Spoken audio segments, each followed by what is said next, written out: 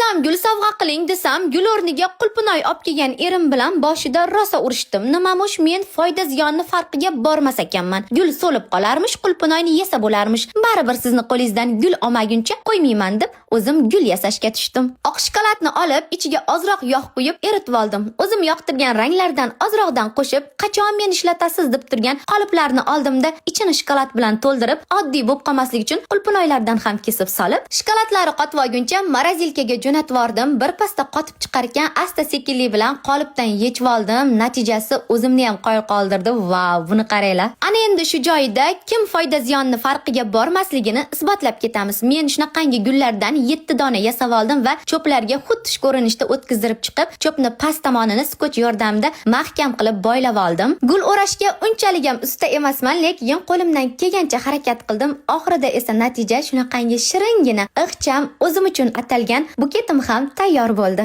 Qolgan qulpunoylarni ham mana shunday ko'rinishga keltirib sotib yubordim. Ham pulli bo'ldim, ham gulli bo'ldim. Ana endi bugungi qulpunoyli gullar uchun baho berib ketaverasizlar. Yo'qsa kommentariyaga berish, yoqmasa 2, xafa bo'lish yo'q.